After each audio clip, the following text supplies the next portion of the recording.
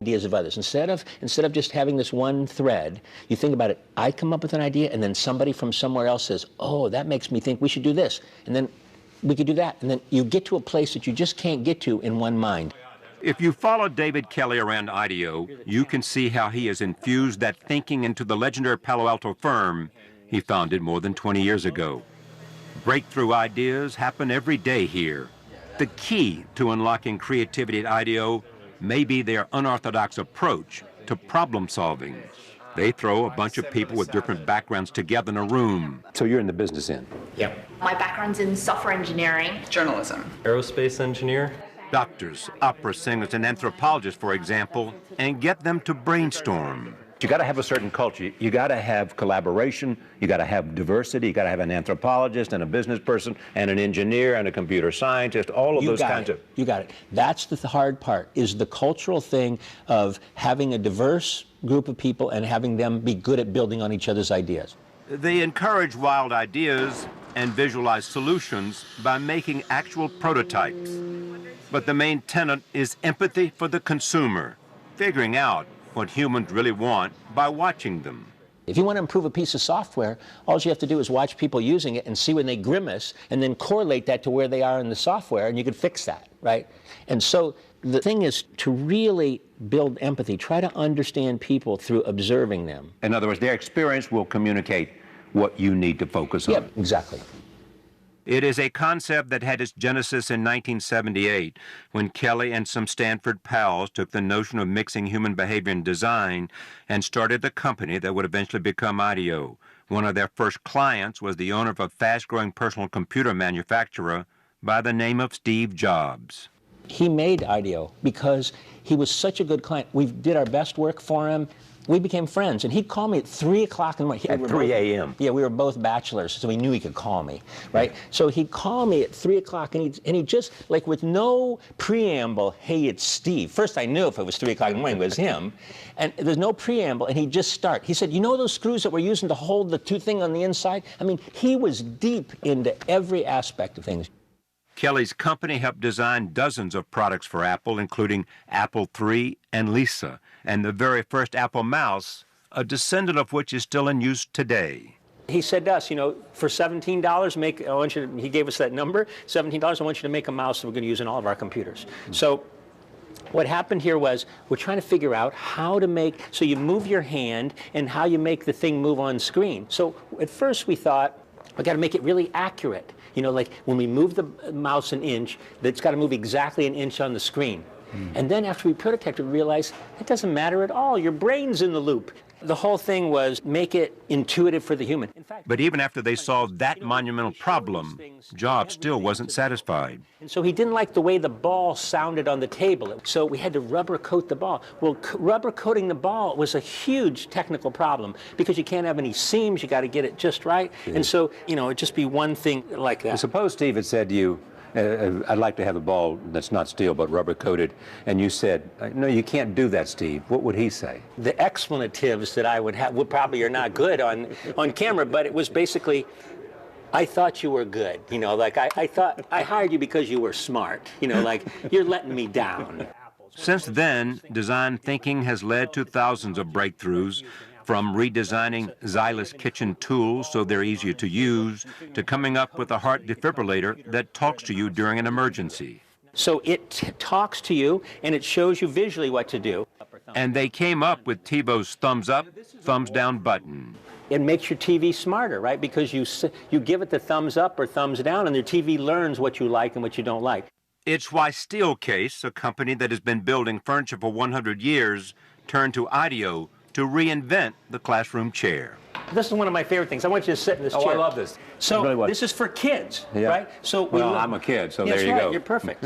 So when we looked at that old wooden thing with the dog leg kind of stuff, right. And if you just watch kids and see what they need, what do they need? Well, the main thing they need is a place to put their backpack. Yeah. Right. So you got a place to put your backpack, and then they needed to. Right there. They're fidgety. They want to move around, so you put it on wheels, right? And in getting in and out of it, you know, you need to this. So it's not rocket science. It's what? It's empathetic.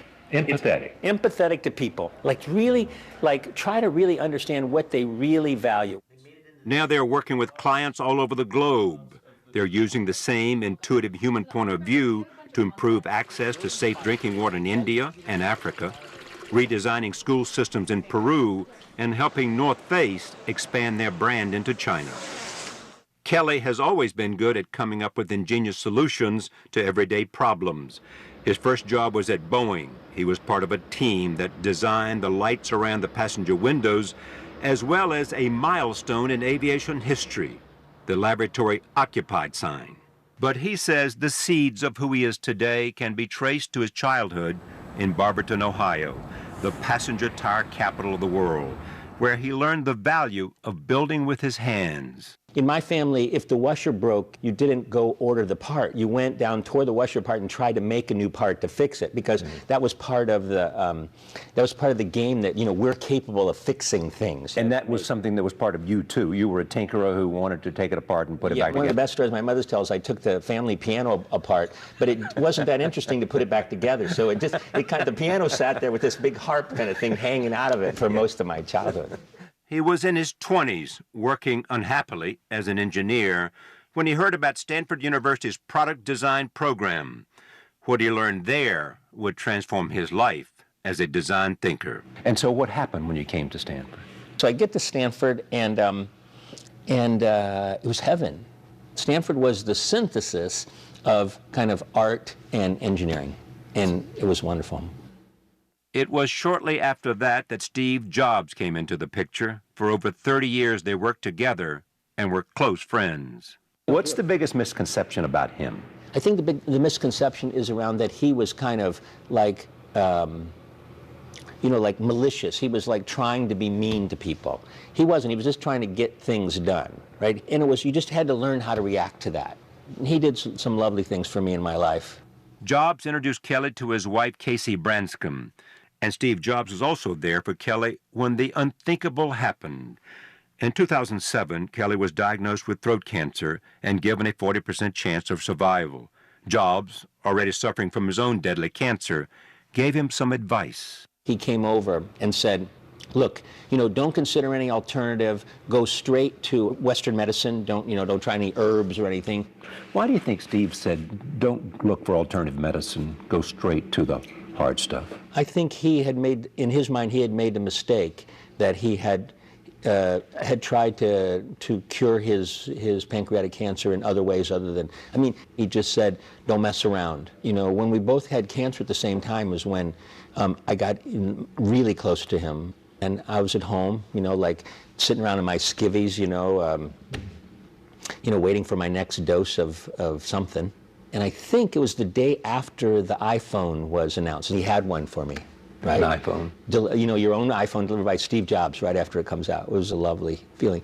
So he decides to hook it up for me. So he gets on the phone to AT&T, and he's going to hook up my phone. And it's not going well. So this is such good news for me. Eventually, he pulls the "I'm Steve Jobs" card. He says to the guy, "I'm Steve Jobs." I'm sure the guy on the other end says, "Yeah, buddy, I'm Napoleon."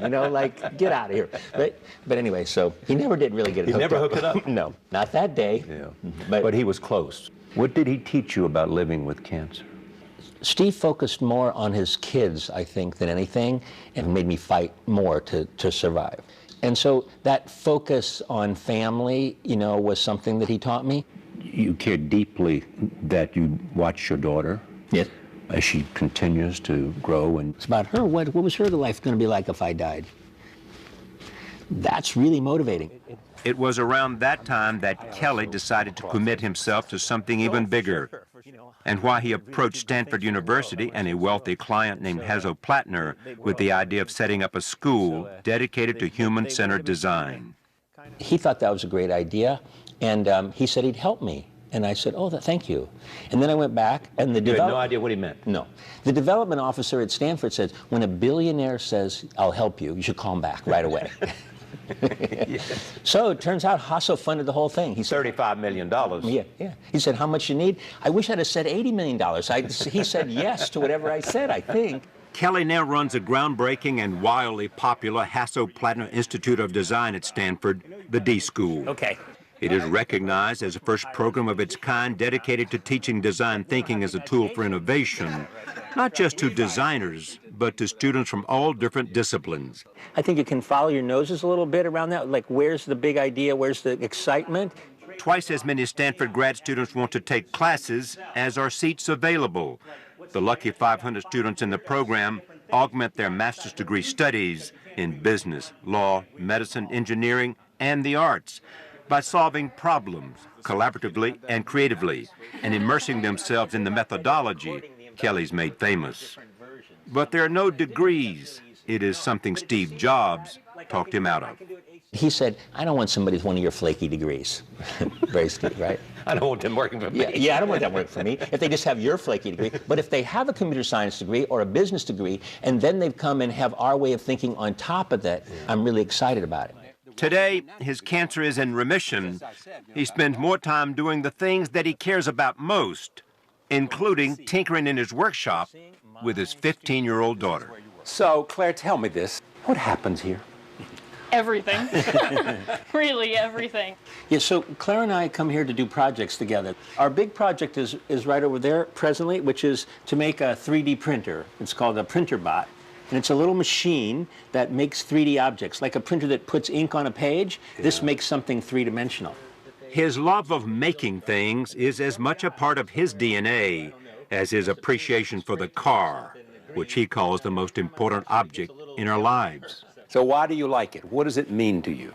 Well, you know, it's about the same vintage as me, and it just makes everybody smile. Okay, I like the sound of the motor.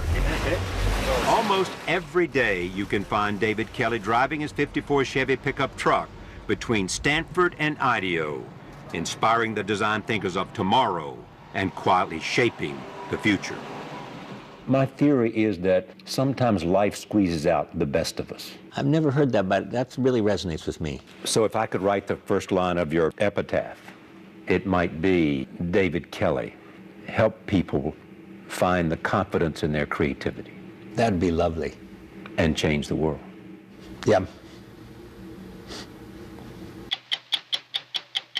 Go to 60minutesovertime.com for a guided tour with Charlie Rose, sponsored by Pfizer.